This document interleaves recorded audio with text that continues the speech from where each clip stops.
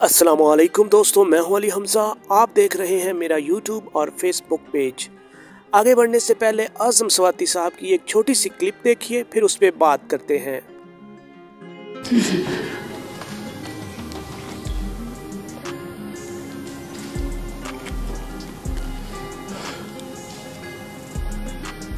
अल्लाह मुझे इतनी क़ुव्वत अता कर, मैं अपनी कौम का, अपनी बच्चियों को ये पैगाम पहुंचा सकूं। उसने कहा, दोस्तों ये वीडियो आपकी नज़रों से जो अभी अभी गुजरी, ये बुजुर्ग कोई आम शहरी नहीं है पाकिस्तान के, और ये रो क्यों रहे हैं इसके पीछे भी कोई ऐसी स्टोरी नहीं है कि कोई ज़मीन का झगड़ा है, कोई कत्लो गारत के मामलात हैं। ऐसा कुछ भी नहीं है। ये बेचारे, इनका ज़िंदगी का सबसे बड़ा गुनाह ये हुआ कि जो पाकिस्तान के असल मालिक थे उनके ख़िलाफ़ ये एक ट्वीट कर बैठे थे। उसके बाद इनको अरेस्ट किया गया, उसके बाद इनको नंगा किया गया, इनको मारा गया। इनकी चीखें एक ऐसे दरिंदे सिफ्त इंसान को सुनवाई गई जो किसी बड़े ओहदे पे बैठा है। ऐसे उसके शौक हैं नायाब किस्म के कि वो बुजुर्गों को भी नहीं छोड़ता, हर किसी को वो नंगा देखना चाहता है बिना कपड़ों के। उस दिन के बाद जब ये शख्स, जब इनकी ज़मानत हुई और ये आम आवाम के सामने आए, तो उस दिन के बाद हर 2 दिन के बाद ये प्रेस कॉन्फ्रेंस करके रोते हुए ही नजर आते हैं कि मुझे इंसाफ दिया जाए, मेरे साथ ज्यादती हुई है, मुझे नंगा किया गया, मुझे मारा गया, मेरी तजलील की गई है, मेरा दिल करता है मैं मर जाऊं, लेकिन मुझे इंसाफ चाहिए। कोई ऐसा दर, कोई ऐसा ओहदा नहीं जिसका दरवाज़ा इस इंसान ने नहीं दस्तक दी, जिसके दरवाजे पे बस कोई चीज़ इसने छोड़ी नहीं जो इसने नहीं की। अब सोने पे सुहागा क्या हुआ है? पहले तो ये बेचारे इस बुजुर्ग को ही बरहना किया गया था, अब इनकी इज्जत को भी मैदान में ला खड़ा कर दिया गया है। ये बेचारे जो बुजुर्ग, आपको 74 ईयर की एज में इनकी वाइफ के साथ कुछ प्राइवेट पल जो होते हैं, हर इंसान के होते हैं, उनको भी किसी वेबसाइट पे डाल दिया गया है। अंदाज़ा कर लें इस हद तक इंसान गिर गए हैं। और ये किन के खिलाफ प्रेस कॉन्फ्रेंस करके बार बार रो रहे थे, जिनकी इमेज को डैमेज कर रहे थे। ये नेक काम भी उन्हीं के खाते में जाना है, क्योंकि जो सिलसिला उन्होंने शुरू किया था, ये तो नहीं ना हो सकता कि आप एक सिलसिला शुरू कर दें और बीच में छोड़ दें। तो इन्होंने इसका इख्तिताम करना ही है। और ये बुजुर्ग जो है, अब आपको अचानक क्या सुनने को मिलेगा, जिस तरह की तजलील उम्र के इस हिस्से में इस इंसान ने उठाई है, तो ये कोई बैद नहीं है।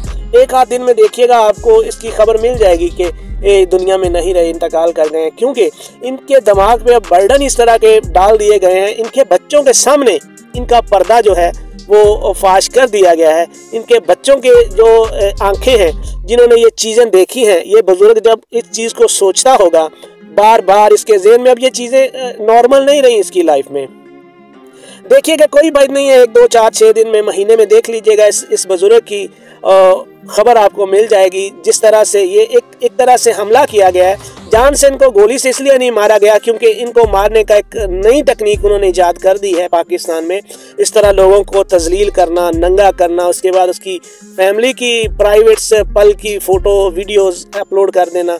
माशाल्लाह से ये जो नेक काम शुरू हो गए हैं वतन अजीज़ में, कमाल हो गया। और इसके बाद अगर कोई खुदा ताला की ज़ात ने बड़ा अजाब नादिल किया तो फिर हीरो बन के सड़कों पे निकलेंगे। देखिए हमने सब संभाल लिया सर, आप ही की वजह से इस पाकिस्तान पे अजाब आए हुए हैं। आप अगर संभाल लेते हैं तो कोई आपकी ये नेक नामी नहीं है सर, इसीलिए ही ये इदारे होते हैं।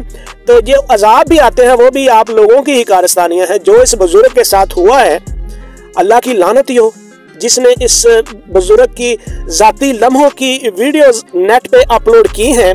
तो मेरी तो खुदा ताला से ताकत तो इतनी नहीं है कि आपका मुकाबला किया जाए। मेरी दुआ है कि आपकी फैमिलीज़ की, आपने इनकी चोरी से डाली है, आपकी फैमिलीज़ खुद बना के डालें, ऐसे को मोहब्बत भरे लम्हे एंजॉय करें, और उसके बाद कोई ऐसा खुदा का अजाब आए, ऐसे दिमागों पे पर्दे पड़े और वो खुद नेट पे अपलोड करें, तो आपको एहसास हो कि ये क्या था। ये बुजुर्ग बेचारा किस दर पे नहीं गया रोता बिलखता हुआ। शर्म आती है। ये पाकिस्तान का निज़ाम है इंसाफ का। चीफ जस्टिस साहब, आप गलत चीज़ों पे तो फ़ौरन एक्शन ले लेते हैं, जिन पे आपको टांग नहीं अड़ानी होती वहाँ आप फ़ौरन हीरो बन जाते हैं, लेकिन जिन मौजू पे आपको टांग अड़ानी चाहिए, मुझे लगता है वहाँ आपके पर जलते हैं। तो अगर इस ओहदे पे बैठ के अपनी ताकत ही इस्तेमाल नहीं कर सकते तो पूरी आवाम को मासलाम बोलने में देर नहीं करनी चाहिए। अगर आपके पर ही जलते हैं किसी ऐसे बुजुर्ग की मदद करने में जिस पे एक बहुत बड़ा जुल्म का पहाड़ ढा दिया गया, तो फिर आपके अगर पर जलते हैं तो फिर रिजाइन करें और किसी ऐसे इंसान को मौका दे दे, हो सकता है जिसके पर भी जलें लेकिन वो थोड़ी सी हिम्मत का मुजाहरा करे।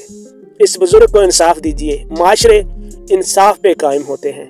जिस तरह का सलूक आप ऐसे आम बुजुर्गों पे, शहरियों पे कर रहे हैं, इसका जवाब खुदा ताला की ज़ात को आपने जब देना है ना, तो खुदा ताला मुझे ये तौफीक दे उस पल मैं ये सब नज़ारे देख सकूं।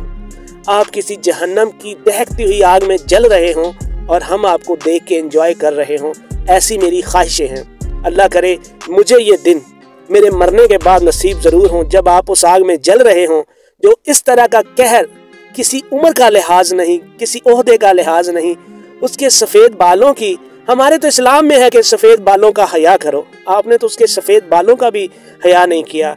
क्या जलालत दी उसकी ज़िंदगी में भर दी आपने। और वो बेचारा अगर इस कर्म में मर गया तो पता नहीं आप फिर खाना कैसे खाएंगे, शाम का, सुबह का नाश्ता कैसे करेंगे, कैसे दिल आपके अंदर हैं कि आप ये सब फिर भी बर्दाश्त करके अपनी नॉर्मल लाइफ को एंजॉय करेंगे। सोचिएगा ज़रूर कभी तन्हाई में बैठ के कि कब मर जाना है, कब सांस रुक जानी है, किसी को कोई अंदाज़ा नहीं। इंसान एक पल का मेहमान है। जो आप इस दुनिया पे हक जमा के जो एक अपनी सल्तनत कायम करके बैठे हैं, कब आपसे छिन जानी है और कब उस बड़े घर में खुदा ताला की ज़ात के सामने आपने शर्मिंदा होना है, उसका कभी सोच लिया करें। इंसान इसीलिए ही पैदा किया गया था कि दुनिया में इंसानियत दिखाए।